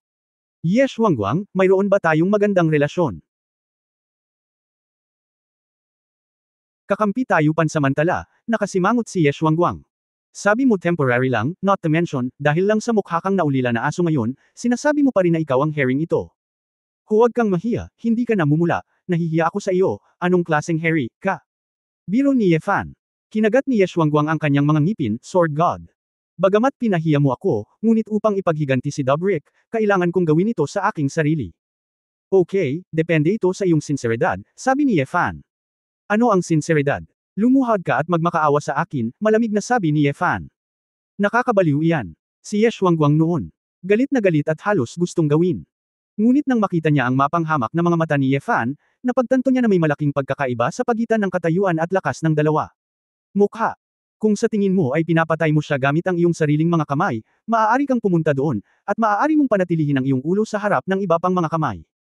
Ye Xuanguang, wala akong dahilan para tulungan ka, dahil hindi tayo magkaibigan, ni hindi ka karapat-dapat na gamitin sa akin. Sabi ni Ye Fan, nag-alab ang alab ng sword intent sa kanyang kamay. Huwag, huwag. Naramdaman ni Guangming ang kapangyarihan ng espada, at bumagsak. Maghintay. Biglang itinaas ni Ye Xuanguang ang kanyang kamay. Ha! Tumingin si Ye Fan sa kanya. Damaloy ang dugo at luha mula sa mga mata ni Ye Xuanguang, na parabang ang huling eksena ni Dobrik ay sumilay sa kanyang harapan. Isang hindi pa nagagawang pagod ang nagpabuntong hininga sa kanya. Ang kanyang mga binti, dahan-dahan daw ang yumuyuko, na parang may mabigat na pasanin, dahan-dahan siyang idiniin pababa. Biglang, sa sandaling ito, isang kamay ang humila sa kanya. Tumangala si Ye Xuanguang at nakitang nakatingin sa kanya si Ye Fan na may ngiti sa halip na isang ngiti. Eto na, huwag mong hayaang mawala ang bagay na ito. Inihagis ni Ye Fan si Guangming sa harap ni Ye Xuanguang. Bakit, bakit? Sumimangot si Ye Xuanguang at naguguluhan na tumingin kay Ye Fan, sa tingin mo nakakaawa ako. Siyempre hindi, ano ka nakakaawa, yung mga ginawa mo lang puro puot. Bakit ganun? Si Ye Xuanguang ay puno ng kalituhan. Ye Xuanguang noong nakaraan, lumuluhod at nagmamakaawa sa akin, hindi ako papayag sa iyong kahilingan.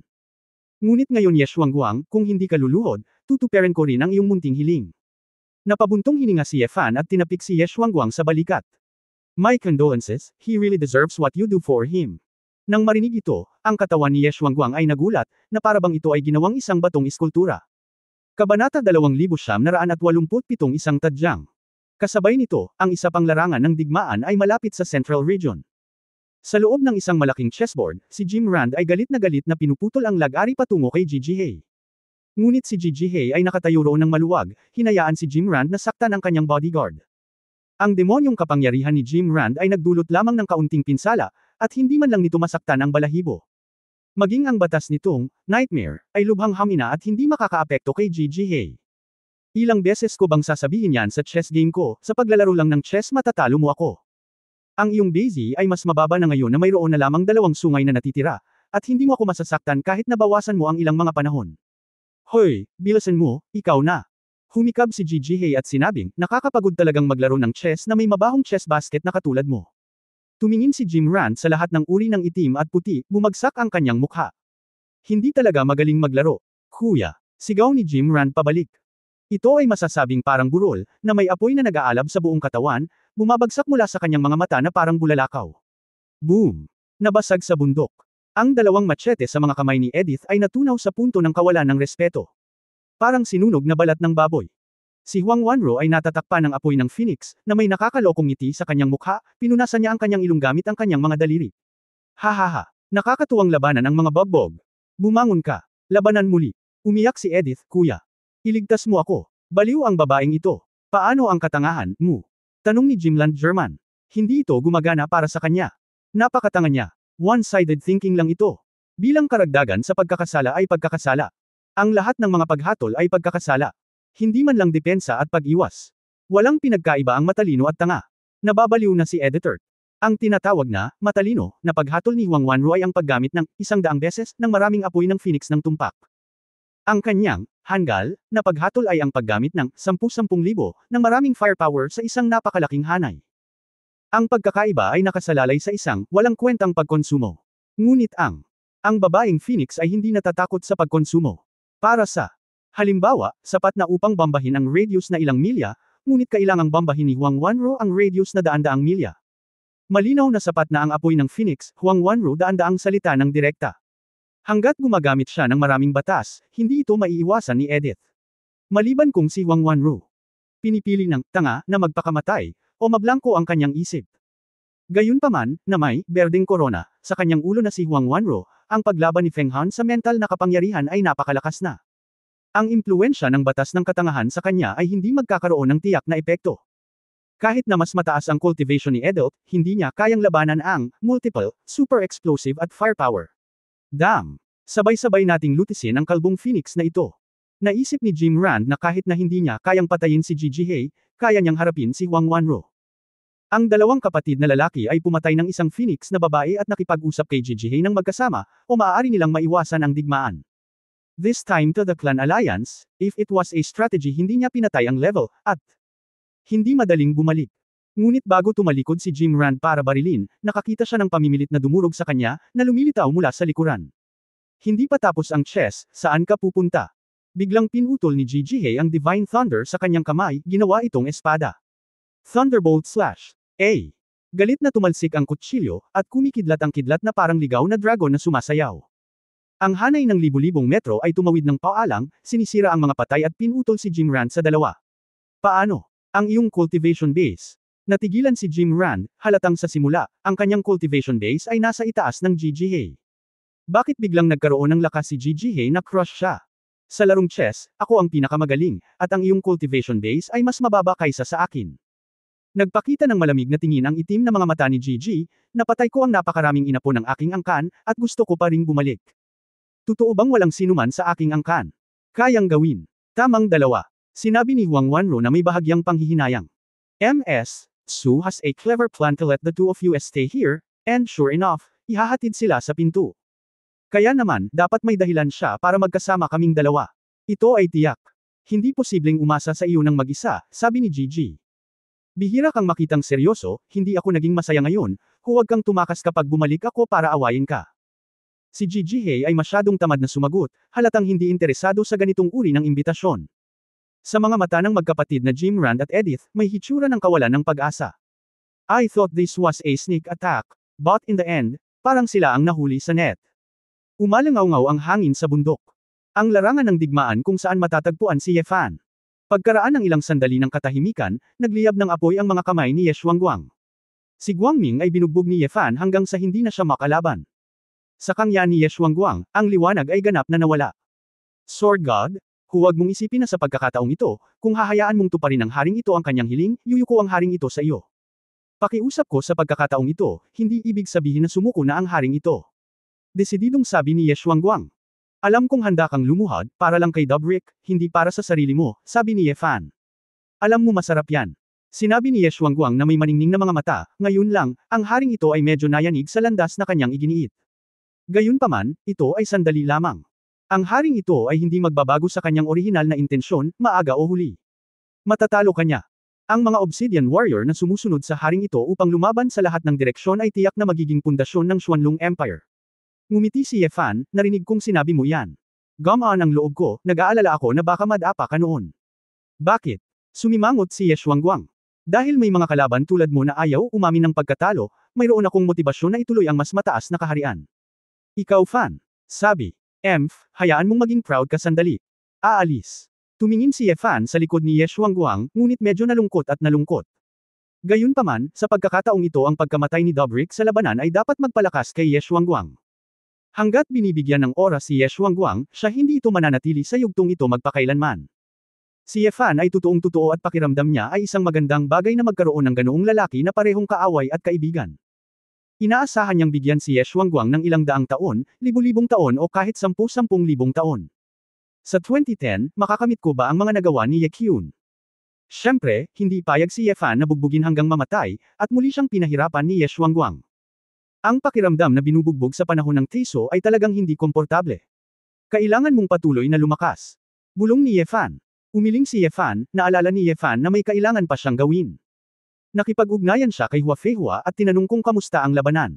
Elder Hua, kumusta ang iba pang mga strategic level? Nalutas na ito ng Dharma God of Light. Tanong pabalik ni Hua Feihua, medyo nagulat, malapit na itong matapos. Patay, pakiramdam ng taong ito na ang kanyang lakas ay katamtaman. Hindi ko alam kung paano iniisip ng Alpha Divine Realm na mapipigilan ako ng taong ito, sabi ni Ye Fan. Natahimik sandali si Hua Feihua. Ang banal na paghatol ng liwanag ay maaaring magpahina sa kakayahan ng kalaban at magpalakas ng sariling mahika. Ito ay tulad ng pagkontrol sa dalawang dulo ng isang sukat. Ito ay isang napakalakas na batas. Okay lang, pero walang silbi sa akin, mahinang isinulat ni Ye Fan.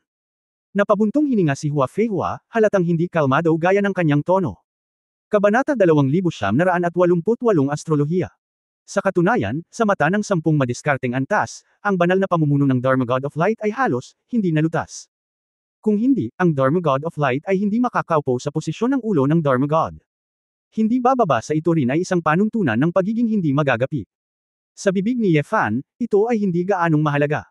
Tulad ng alam ng lahat, ang walang kapantay na kakayahan ni Ye Fan ay isang likas na kalaban para sa mga napakahusay na batas. Sa kasalukuyan, ang larangan ng digmaan sa panig ni Kyushu ay karaniwang tapos na. Sa panig ng emperador, ang itim na duwende na si Dries ay karaniwang pinigilan. Ngunit pagkatapos ng lahat, siya ang numero 1 general ng demonyo sa ilalim ng Belfinger, at ang kanyang lakas ay mahusay pa rin. Sa kabutihang palad, si Emperor hindi ang Dean o Dries ang pangunahing mga patakaran sa Opens iba, kaya dapat walang problema. Sa pagkakataong ito, ang ika-4 na hari ng demonyo ay dapat magbayad ng mabigat na halaga. Sina Jim Rand at Edith ay kinokontrol ni Gigi Hei. At Huang Wanro. Ilang oras na lang ay pugutan na ng ulo ang pares ng demonyong general na kapatid na ito. Natigilan si Ye Fan, Gigi Hei at Huang Wanro, matatalo mo ba ang magkapatid na iyon? Hindi ba sinabi ni Wu Yiming lang na napakalakas ng magkapatid na ito? Mukhang napakalakas nilang dalawa. Hindi ito kasing lakas ng sikat na aktres sa maulap na gabi. Karaniwang naiintindihan ni Ye Fan ang lakas ng 10 estatwa na ito. Sa kanyang opinyon, maaaring makasama ni Huang Wanro ang sikat na aktres sa maulap na gabi, ngunit si Gigi Hei ay talagang medyo mababa. Totoo na ang cultivation base ay hindi nangingibabaw, ngunit ang kanilang mga batas ay pinipigilan lamang nina Gigi Hei at Huang Wanro. Natigilan si Ye Fan, at saka tumango ng nakangiti. Pero, sabi ni Hua Feihua na may mga pagdududa, hindi ko mahanap si Miss Ayer. Sinabi ni Miss Su na pumunta siya sa Diyos ng Astrolohiya upang makipag-ayos, tingnan ko kung paano ang sitwasyon. Pero ako, hindi ko alam kung bakit, hindi ko ito mahanap sa dagat ng mga bulaklak. Sa kinaroroonan ni Miss L. Pati ang astrolohiya ay nawawala, tila wala ito sa templo ng astrolohiya. Ano? Nadurog ang puso ni Ye Fan, nagpunta si Ir sa Diyos ng Astrolohiya. Hindi alam ng iyong kamahalan na Sword God. Sa halip, natarante si Hua Feihua. Mabilis na kinuha ni Ye Fan ang positioning device at sinubukang hanapin ito. Gayunpaman, wala siyang nahanap. Hindi na nang ahas si Ye Fan na maghintay pa. Wala siyang pakialam kay Dries at iba pa. Inilipat ang layunin ng espada, at nagmamadali siyang bumalik sa tahanan ng Elder. Diretso siya sa opisina ni Su Qingzhou. Inutusan ni Su Qingzhou ang mga tao ng angkan na harapin ang mga natutulog na tao sa Zhongzhou. Bagamat maraming tao ang nakatakdang mamatay sa bangungot, marami pa namatay sa pabago-bagong lupain, ngunit magkano ang maaaring iligtas? Sunod-sunod ding kumilos sina Ling Yue, Candlelight at iba pang babae. Asawa, ano ang problema? Nakikita. Ang nagmamadaling ekspresyon ni Ye Fan, hindi napigil ang magtanong ni Su Qingzhou. Tinanong mo si Ir na maghanap ng astrolohiya. Kahit na unti-unti niyang ginalugad ang mga batas ng eroplano, malayo pa siya sa kakayahang labanan ang antas ng eroplano. Sabi ni Ye Fan na may pag-aalala. Ngayon sinabi ni Hua Feihua na siya ay nawala. Napabuntong hininga si Su Qingzhou, hindi ko hinayaan si Ir na labanan ng Diyos ng astrolohiya. Just saying, let Elle go and talk to astrology. Sa pagkakaalam ko, ayaw ng dalawang Diyos ng astrolohiya at pagpapatawag na magkaaway ang angkan. Neutral sila at ayaw nilang masangkot sa digmaang ito. Gayunpaman, upang gawin ang mga ito sa kanilang sarili, palaging may dapat gawin. Madaling ipatawag doon, napakarami niyang halimaw na dapat alagaan, kailangan lang nating magbigay ng proteksyon, at magiging maayos siya. Ngunit ang astrolohiya ay walang kinalaman dito, at para maging kanya siya, kailangan niya ng kaunting katapatan. Taos puso. Nagtaka si Ye Fan, ano ang ibig mong sabihin? May kulang sa astrology. Hinanap niya ito ng matagal, ngunit alam ko kung ano yun. Kaya, tinanong ko si Ir na kunin ito at ipadala sa astrology. Mga regalo. Lalong na curious si Ye Fan, isa pa rin itong strategic level na mage, ano ang maaaring matukso sa kanya? Kumikislap ang matingkad na mga mata ni Su Qingzhou, at ngumiti siya ng misteryoso. Ang tanga. Fool. Biglang may naalala si Ye Fan, pwede bang? Ang Sorcerer King. Oo, ang Sorcerer King Philips ng Asgard, ang Fool card sa kanyang kamay. Sinabi ni Su Qingzhou, ang Fool ay nagpanatiling maayos sa paglalayag ng Sorcerer King sa mga sinaunang panahon. Sa katunayan, ang pinagmulan nito ay napakakaiba. Ito ay ay ang unang fool na ipinanganak sa eroplano, at kabilang ito sa unang hanay ng mga divination card sa eroplano. Sa ating lupa, ito ay tinatawag ding tarot card. Sa katunayan, ang pinagmulan ay maaaring masubaybayan pabalik sa hanay ng mga card na ito. Ang dahilan kung bakit hindi pa nakikilala ang mga tarot card sa mundo ay dahil hindi ito produkto ng Taiji plane mula pa noong una. Ito, parang, nanilikha ng unang astrologo, iyon ay, ang ninuno ng astrologo. Ang mga astrologo ay isang napakaliit na kategorya ng mga salamangkero, at ang astrologo ay isa na ngayon sa pinakamahusay. Nakolekta niya ang lahat ng iba pang ang tagapagtatag ng mga card ng astrolohiya, ngunit ang una at pinakamahalagang, fool, ay hindi kailanman natagpuan. Dahil ang fool ay wala sa Taishi. At ipinatapon sa Tesu. Oo, bagamat hindi ko alam kung bakit nangyayari ito, ngunit nahulog talaga ito sa prehistoric, at nahulog ito sa mga kamay ng mga ninuno ng lahi ni Philips. Kasama ang partikularidad ng card ng fool, hindi mahanap ng astrolohiya ang card na ito sa pamamagitan ng panghuhula.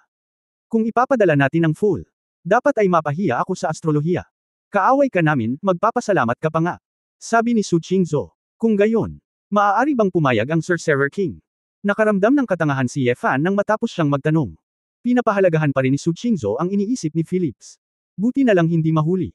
Asawa, sa mukha ng iyong sword god, si Philips ay lubos na nakikipagtulungan, pagkatapos ng lahat, ito ay para sa kapakanan ng mga tao, sabi ni Su Qingzhou na euphemistically. Napangiti si Ye Fan ng alanganin, iniisip na bumalik sa Honghuang at bigyan si Philips ng isang bagay na kabayaran. Ito ay isang matandang kaibigan, kaya pasensya na. Kung gayon, bakit hindi sumasagot si Ayer ngayon? Sinabi ni Hua Feihua na hindi siya mahahanap. Nag-aalala pa rin si Ye Fan. Asawa, huwag kang mag-alala, ang dahilan kung bakit ko pinakawalan si Ayer ay dahil kahit hindi siya matalo ni Ayer, walang problema ang tumakas. Hanggat gusto niyang umalis, hindi siya maaaring panatilihin ng mga ito. Baka siya ay nasa isang espesyal na posisyon, hindi malalaman ni Hua Feihua, tama ba? Sabi ni Su Qingzhou. Nag-aalala pa rin si Ye Fan, palagi niyang nararamdaman na nawawala si Ayer, hindi ganoon kadali. Bagamat maraming bagay ang nakikita ni Su Qingzhou sa hinaharap, hindi ito 100% tumpak. Pagkatapos ng lahat, pagdating sa estratehikong antas, ang paglilinang ng isang babae ay hindi sapat upang tumpak na maunawaan. Nasaan ang templo ng astrolohiya? Susubukan kong magmadali upang makita ito. Hindi makatanggi si Ye Fan. Si Su Qingzhou ay walang magawa, may bakas ng hinanakit sa kanyang mga mata, kaya't kay Ye Fan lamang niya maituro ang partikular na lokasyon. Arcane Domain. Templo ng astrolohiya. Sa gitnang Dome Hall, mayroong 78 pader sa paligid nito. Ang malaking mural ay eksaktong pattern ng 78 baraha. Isang makulay na bowl ang kristal na tahimik na nakabitin sa templo. Sa loob ng globo ay isa pang mundo. Isang mababang table na may purple na tablecloth ang lumutang dito. Isang lalaking nasa katanghaliang gulang, nakasuot ng perlas at agata, pinalamutian ng makukulay na damit, na may 2 kulot na balbas. Miss L, ang Aoshan card, ay ang unang set ng mga astrolohiya card sa mundo na nilikha ng master ng Alpha. Sa lahat ng nararapat na paggalang, ako at ang aking Panginoon, ang Panginoon ng Panginoon. At ang aming mga kapantay, mula noong sinaunang panahon hanggang sa kasalukuyan, marami akong nahanap. Isang panahon. Hindi ko pa nahanap ang card na full, pero ngayon sinabi mong nasa kamay mo na ang card, kailangan kong pagdudahan ito. Hinaplos ng astrolohiya ang kanyang bigot, kumikislap ang kanyang mga mata, na nagpapakita ng katalinuhan. Diyos ng astrolohiya, hindi mo kailangang maging masyadong agresibo. Bago ka dumating, may nagsabi sa akin na kailangan mong mag-ingat sa pakikipag-usap sa iyo. Kung hindi ka sumumpa sa master ng Austrian law, hindi ko aalisin ang tanga. I must make sure that you will later it will not be bad for us, so we can give this gift, nakangiting sabi ni Ayer. Pwede rin, ipapakita ko kay Miss Ayer ang pagbabasa ng palad. Nakangiting sabi ng astrology. Hindi ako sanay na hinahawakan ako ng ibang lalaki, at Dharmagod, alam mo ang astrolohiya, pero hindi ka marunong magbasa ng palmistry, di ba? Mas mabuting huwag kang gumawa ng mga bagay na hindi ko maintindihan, magalang na payo ni Eller. Ang mga astrological thoughts ay nalansag, hehengumiti ng alanganin, at pagkatapos ay nagpakita ng isang pahiwatig ng pag-aalinlangan. Ang Diyos ng Espada ay nasa taas ng langit, ang mundo ay napakalaki, bakit kailangan mong pakialaman ang aking munting astrologo? Actually, sobrang kakaiba rin ako, kung bakit sobrang pakialam ng kapatid ko sa pinili mo. Sakto lang siguro iyong panghuhula, pero kahit ano pa. Ito ang kondisyon, please make a decision, sabi ni L. Biglang nagbago ang ekspresyon ng astrologo, at tumingin siya sa isang tiyak na direksyon sa labas ng bowl ang kristal, at tila medyo nag-aalala. Bakit siya nandito? Kabanata 2989 hindi niya ito magagawa. WHO. Pagtataka ni L. Hindi nagsalita ang astrolohiya, ngunit biglang nagpatawag ng isang hanay ng mga baraha. Ang mga card na ito ay nakaayos sa isang regular na parisukat sa harap niya. Miss L, masikip ang oras, dalawa ang mapipili mo. Gusto mo bang mag-divination ngayon? Kakaibang sinabi ni L, ang mga taong nagmula sa labas ay may kinalaman sa panghuhula. Bakit ako ang pumili? The reason he came is because of you, syempre pipili ka ng cards. Huwag ka nang magtanong pa, hindi kita ginagalaw, kailangan mo lang hawakan ang mga baraha. Ang astrolohiya ay may maseryosong ekspresyon at maingat na tono. Napabuntong hininga si Ayer at kinuha ang dalawa sa kanila. Sa totoo lang, nag-aalinlangan siya sa mga bagay gaya ng panghuhula. Ang dalawang baraha ay kumikislap na may kakaibang halo, pagkatapos ay ibinaba sa ere, na nakapalibot kay Ayer.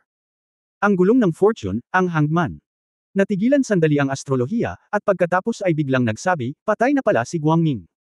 Ano? Patay na ang Diyos ng liwanag. Nagtatakang sabi ni Ayer. Bagamat alam niya na ang labanang ito ay maaaring pumatay ng ilang madiskarteng antas. Ngunit hindi ko inaasahan na ang liwanag, ang pinuno ng Arcane God, ay mamamatay ng ganoon kaga. Tila nangunguna pa rin ang angkan, at medyo gamaan ang pakiramdam niya. Miss L, ang mga bagay ay nangyayari sa isang hindi maibabalik na direksyon para sa iyo ngayon. Maaaring ito ay isang malas para sa iyo, ngunit maaari rin itong maging isang punto ng pagbabago, sabi ng astrology. Astrology God, ano ang sinasabi mo? Patay na si Bright, bakit ang daming kinalaman nito sa akin? Natarante si Ayer. Malalaman mo na lang, tandaan mo, blessing man o sumpa, hindi kita kayang alagaan ng mag-isa. Ang tanga, nasa kamay mo man o wala. Bakit? Dahil ayokong madamay sa kapalaran mo. Sabi ng astrology, nang hindi na hinintay na magtanong si Elle, sabay-sabay silang umalis sa mundo ng mga bolang kristal. Matanda, handa ka bang lumabas? May lalaking nakatayo na sa hall. Siya ay may maikling kulay abo na buhok at may suot na makulay na hikaw. Ang mga tampok ng mukha ay mukhang medyo tatlong-dimensional, at mahirap itago ang isang bakas ng paghihimagsik sa pagitan ng mga kilay.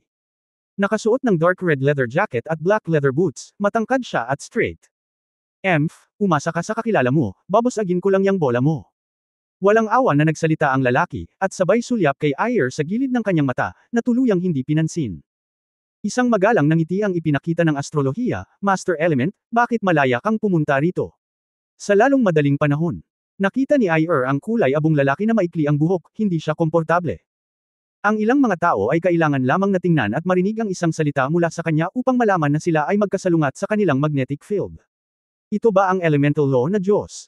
Naalala ni Ayer na ayon sa impormasyon, bagaman sinakop ng Guangming ang pinakamalaking teritoryo ng Arcane Realm. Gayunpaman, ang mga mananampalataya ng Temple of Elements ay ang pinakamahusay sa Arcane Realm. Ang dahilan ay napakasimple. Karamihan sa mga mage ay nagsasagawa ng elemental na mahika. Ang mga elementong salamangkero ay kadalasang ilang salamangkero na may pinakamalakas na kakayahan sa pakikipaglaban sa harap. Bilang pinuno ng mga elemental na mage na ito, ang prestihiyo at lakas ng mga elemental na Diyos ay dapat na pambihira. Patay na si Guangming, dapat alam mo na ang matandang mago, di ba? Ngayon lang, gumawa ako ng kaunting panghuhula, at lubos akong nagsisisi. Ang astrolohiya ay mukhang nanghihinayang, ngunit nang magbago ang usapan, agad niyang sinabi, kung ang Dharma God of Light ay nakinig sa mga salita ni Lord Elemental kanina. Kung ibibigay mo ang pangangibabaw ng digmaang ito kay Lord Element, hindi ka mapupunta sa ganitong kahabag-habag na wakas. Ginamit pa niya ang kanyang banal na pasya upang paghigpitan ang mga gawain ng Diyos ng batas na ito, at hindi niya alam kung mabubuhay o mamamatay. Ayon sa plano ng batas na ito ng Diyos, hindi na kailangang makipagtulungan sa Diablo. Ito ay orihinal na isang grupo lamang ng mga rabble, at sila ay mahina sa harap ng mga arcane na elemento. Ang elemento ay mukhang disdain, at mayroon siyang poster na ginagamit ang sarili niyang lakas para durugan ang clan.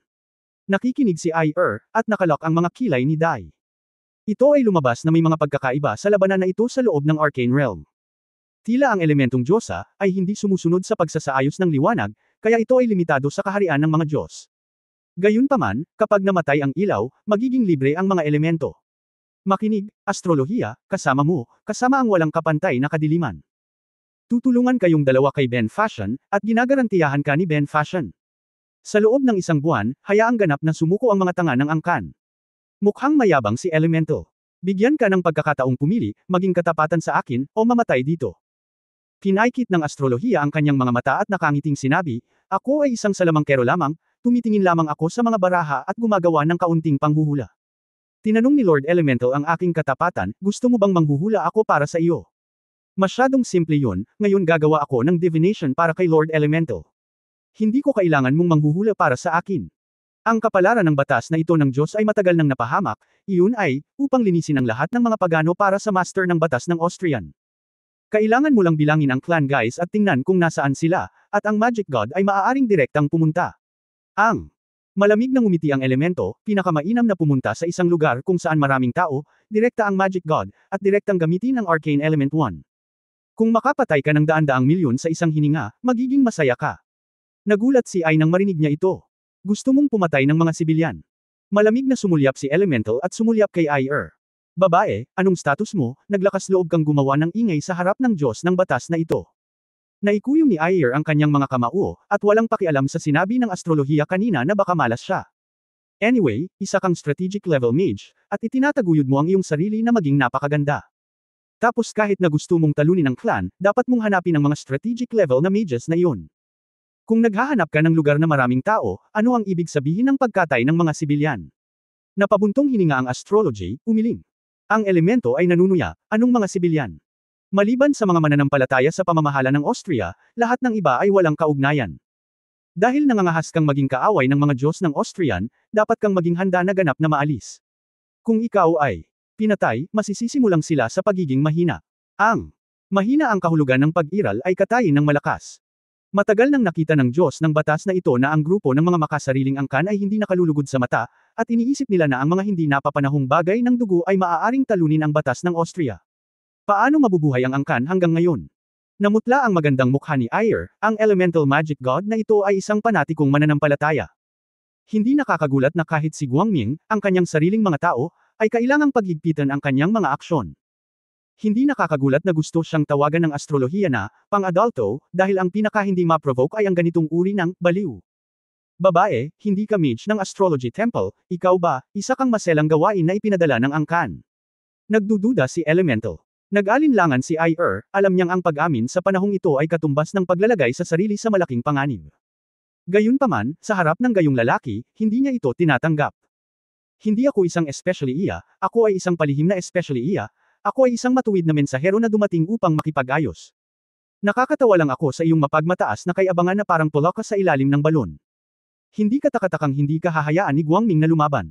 Ngumisi si Ayer. Sa halip ay tumawa si Elemental, miyembro ka ng clan, at hindi ka pinatay ng astrolohiya, ngunit hinayaan kang magsalita sa sirang bowl ang iyon.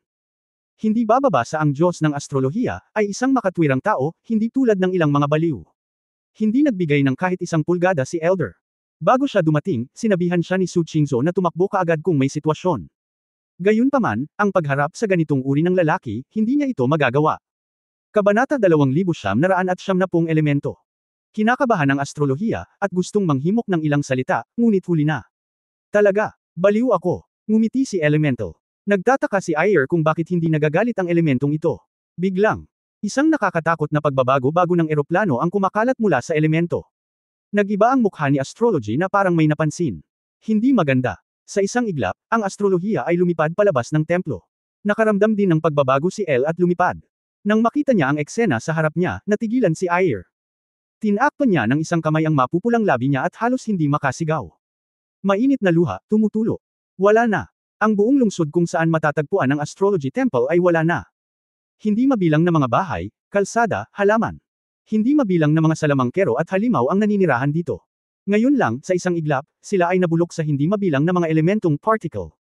Hindi mabilang na mga particle ng enerhiya ang pumuno sa kalangitan. Alam ni El na marami sa mga iyon ay mga kaluluwa, ngunit ang lahat ng ito ay wasak sa sandaling ito. Sa buong lungsod ng astrolohiya, ang gayong templo na lamang ang natitira, na nakabitin sa hangin ng nag-iisa. Mga elemento, gitling. Tumalikod ang astrolohiya, hysterically, sumisigaw sa pamamagitan ng gritted na ngipin, ang kanyang mga mata ay pula. Pagkatapos ng lahat, ito ang lungsod kung saan siya nanirahan sa loob ng 10,000 taon. Ang bawat damo at bawat puno dito, at bawat salamangkero dito, ay parang kanyang mga kamag-anak at kapitbahay. Ito ay sinasabing isang mananampalataya, ngunit ito ay hindi isang kasama at kaibigan. Ngunit ngayon, dahil lamang sa isang pag-iisip ng mga elemento, lahat sila ay naging mga elementong particle na walang mga kaluluwa. Nakikipagtulungan sa mga tao sa angkan.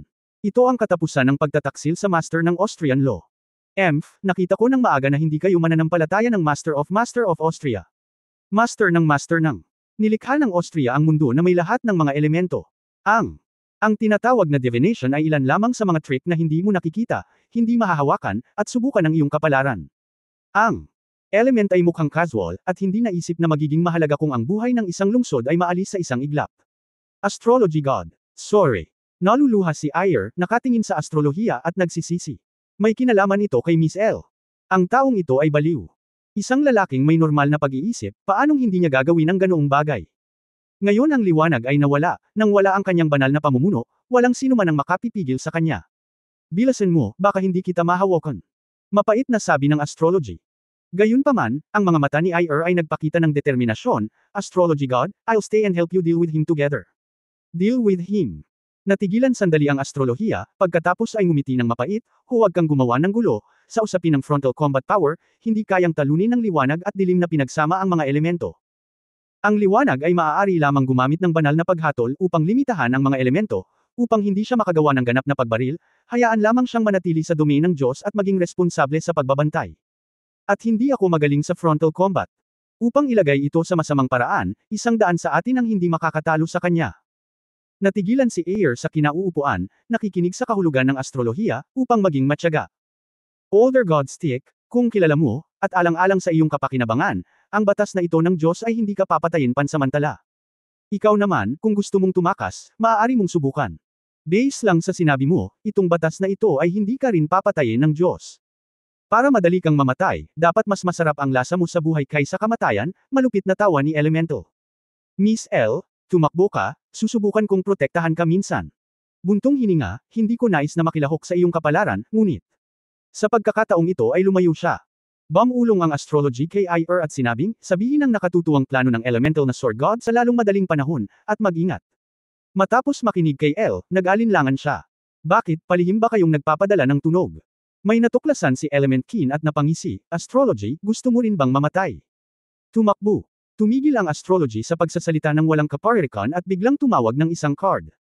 Tore. Isang matayog na puting tore na binubuo ng mga mahiwagang elemento ang tumayo.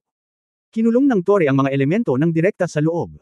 Nang makitang nagsimula na si Ayer, nagngangalit siya, tumalikod at lumipad palayo sa anyo ng butil. Mga tip para sa pag-ukit ng mga bug. Nang hindi nagsasabi ng isang salita tungkol sa mga elemento, isang alon ng batas ng eroplano ang ipinasa. Sa isang iglap, ang tore ay naging yelo at nagyelo at gumuho. Kasabay nito, sa lahat ng direksyon, ang buong mundo ay napuno ng mga elemento ng yelo. Hindi pa nakakalayo si Ayer bago niya nalaman na hindi mapangalagaan ang kanyang particle form. Ang elemento ng yelo ay nabubulok sa kanyang katawan. Kinailangan niyang bumalik sa laman upang maiwasang makulong sa anyo ng butil. Sa kasong iyon, ang kanyang kaluluwa ay ganap na malantad at napakarupok. Stellar. Ang astrolohiya ay nagtapon ng isa pang nakakapasong sun card. Isang bilog ng nagninangas na mga bituin ang lumitaw sa kalangitan, na nagpawi ng lamig. Sinamantala ni Ayer ang pagkakataong tumakbo, ngunit nalaman niyang mabilis na nanlamig ang bituin sa bilis na nakikita ng mata. Ang elemental spell na ito ay karapat-dapat din bang gamitin sa harap nitong Logod? Sa harap ng batas na ito na elemental transformation, ng Diyos, maghintay ka na lang mamatay. Direktang ginagawang malamig na elemento ng mga elemento ang iba't ibang maiinit na elemento ng mga bituin. Noon lamang napagtanto ni Ayer na ang batas ng eroplano ng elemental na Diyos ay ang malayang pagbabago ng mga elementong particle. Ang lahat ng bagay sa universo ay theoretically binubuo ng mga elemento. Maging ang espiritual na kapangyarihan, kaluluwa, ang mga pisikal na bagay na ito, ay mga elemento din.